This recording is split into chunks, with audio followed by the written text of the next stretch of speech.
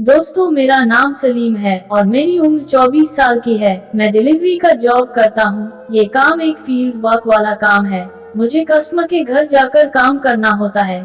यह मेरा रोज का काम था और इसे मैं काफी एंजॉय के साथ करता था। मैं 2 साल से ये काम कर रहा हूँ। इस काम में मुझे टिप वगैरह भी मिलती है और कुछ ऊपर की कमाई भी हो जाती है। एक दिन पहले ही मुझे 2000 रुपए मिले थे। उन पैसों से मैं अपनी इच्छाओं को पूरा कर लेता था। जब 2000 रुपए मिले तो मैंने सारा पैसा दारू पीकर और खाना वगैरह खाकर दोस्तों में उड़ा दिया था। नशे में टल्ली होकर घर पर आया और सो गया। फिर दूसरे दिन रोज की तरह सुबह के 9 बजे उठा और नहा धोकर बाइक पर जॉब पर चल गया। मेरी जेब में उस वक्त 200 रुपए थे। उसका पेट्रोल भरा लिया। उसके बाद अब पैसे नहीं बचे थे। नाश्ता भी नहीं किया था और उस समय मेरे पास एक धेला भी नहीं था। मुझे अपने ऊपर गुस्सा आ रहा था कि सुबह के नाश्ते के लिए भी पैसे नहीं बचे। ऑफिस में गया तो वहाँ सुपरवाइजर ने 5 जगह काम की लिस्ट थमा दी थी। एक जगह 9 बजे जाना था, उधर गया और वहीं से 10 बजे वाला काम निपटाया। उसके बाद 2 जगह के काम किसी वजह से समय चेंज हो गया था, तो मैं ऐसे ही बैठा था। तो मैंने सोचा क्यों ना जो काम 3 बजे करने जाना है उसको अभी ही कॉल करके पूछ लूं। जब मैंने कॉल किया तो किसी सर ने कॉल उठाया। उन्होंने कहा मैं अभी ऑफिस में हूँ, मैं वाइफ से पूछकर बताता हूँ। फिर उन्होंने अपनी वाइफ से पूछा होगा और शायद उन्हें मेरा नंबर दे दिया होगा। कुछ समय के बाद मुझे कॉल आया और उन्हीं सर की मैडम ने अपना परिचय देते हुए कहा अभी घर का काम बचा हुआ है, बाद में आना। मैंने रिक्वेस्ट की मैम थोड़ा जल्दी बुला लीजिए, फिर काफी जगह जाना है तो काम पेंडिंग हो जाएगा। उन्होंने ओके कहते हुए मुझे 1 बजे आने के लिए कह दिया। अब मेरे पास 2 घंटा का समय था। मैंने एक दोस्त को कॉल किया और उससे अपने अकाउंट पर पैसे मंगाए। मुझे भूख लगी थी तो उससे पैसे मांग कर कुछ खाना खा लिया। फिर एक सिगरेट पीकर समुद्र के किनारे जाकर बैठ गया। 1 बजे हुए तो मैं उन मैम की बिल्डिंग के नीचे आ गया। उधर बिल्डिंग में जाने के लिए वॉचमैन के पास रखे रजिस्टर में मैंने एंट्री वगैरह की और आगे बढ़ गया। मैंने मैम के फ्लैट के सामने आकर डोरबेल बजाई। जैसे ही दरवाजा खुला, मेरे सामने एक परी जैसी खूबसूरत महिला खड़ी थी। उसकी उम्र यही कोई 28 साल की होगी। उसकी आवाज में इतनी मिठास थी कि ऐसा लग रहा था कि ना जाने कितनी मिठाई खाकर बोल रही है। उन्होंने मुझे सैनिटाइजर दिया और पूछा कि वैक्सीनेशन हुआ है ना आपका। मैंने हाँ कहा। फिर उन्होंने मुझे अंदर ले लिया और दरवाजा बंद कर दिया। मैंने अपना बैग एक साइड में रखा और कहा मैम पहले मैं किचन का कर लेता हूँ। मैंने बैग से टॉर्च निकाली और अंदर जाकर किचन का निरीक्षण करने लगा। तभी उन्होंने मुझे पानी दिया। मैंने पानी पिया और अपने बैग से जेल निकाल कर किचन में लगाने लगा था। मैं अपना काम कर रहा था, वो मेरे पीछे खड़ी हुई थी। मैं अपने घुटनों के बल बैठा हुआ था और ड्रॉवर खोलकर जेल लगा रहा था। अचानक मुझे अपने दोस्तों के व्हाट्सएप ग्रुप पर मैसेज आया। उसमें एक क्लिप थी। मैंने उसे बिंदास ओपन कर दिया। 20 सेकंड की क्लिप थी। मैंने उसे देखा और उस पर स्माइली भेज दी। फिर कुछ मिनट के बाद जैसे ही मैं वहां से उठा और अचानक से घूमा तो मैं शॉक हो गया। वो मेरे ठीक पीछे ही खड़ी थी और उसके चेहरे पर एक नॉटी सी स्माइल थी। मैं एक बार को तो डर गया और मैंने अचकचाकर कहा मैम यहाँ का काम हो गया।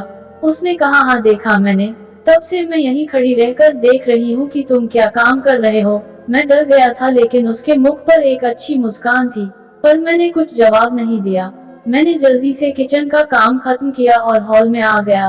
अब वो बालकनी में जाकर खड़ी हो गई थी। मैं हॉल में स्प्रे कर रहा था और वो बालकनी में धूप में खड़ी थी। फिर मैंने कहा कि मैम बालकनी में भी स्प्रे करना है। फिर वो सोफा पर आकर बैठ गई।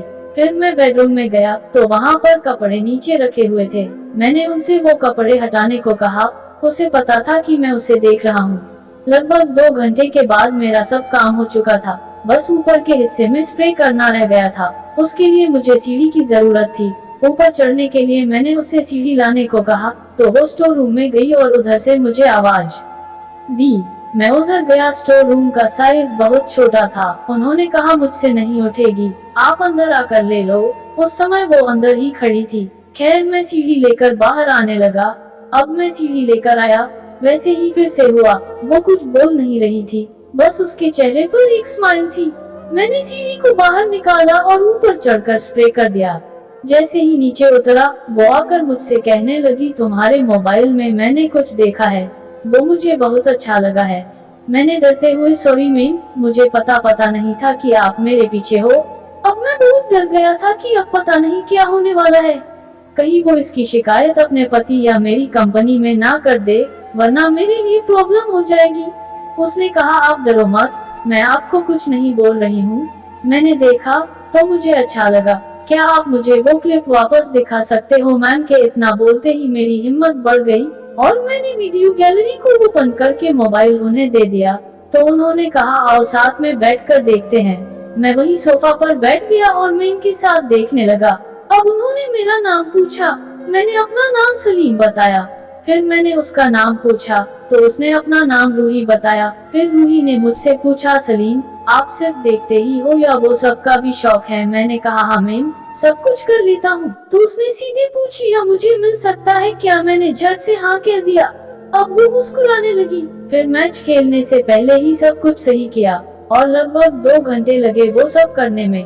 लेकिन ऐसा मैच मैंने अपनी जिंदगी में पहली बार खेला था। फिर वो सब के बाद उसने मुझसे कहा चलो साथ में कुछ खाते हैं। फिर हमने एक साथ ही खाना खाया और एक सुट्टा भी लगाया जिसमें मैम ने पूरा साथ दिया। उस दिन मैं बहुत खुश था। सब कुछ हो जाने के बाद मैं जाने लगा। उसने कहा मेरा नंबर तुम्हारे पास है, उसे सेव कर लेना। मैंने कहा ओके मैम। वो बोली रविवार के बाद फिर से आना। मैंने ओके कहा और अपने अगले कस्टमर की तरफ चल पड़ा। एक बात तो बताना भूल गया कि मैम ने मुझे इसके 5000 दिए थे। तो दोस्तों ये कहानी एक काल्पनिक कहानी है। इस कहानी से किसी जगह या किसी व्यक्ति से कोई संबंध नहीं है। उम्मीद है कि आपको ये कहानी अच्छी लगी होगी। अगर कहानी अच्छी है तो अपनी राय कमेंट्स बॉक्स में जरूर देना और हमारे चैनल अनजान वॉइस को जरूर सब्सक्राइब करें। फिर मिलेंगे एक और दिलचस्प कहानी के साथ। धन्यवाद।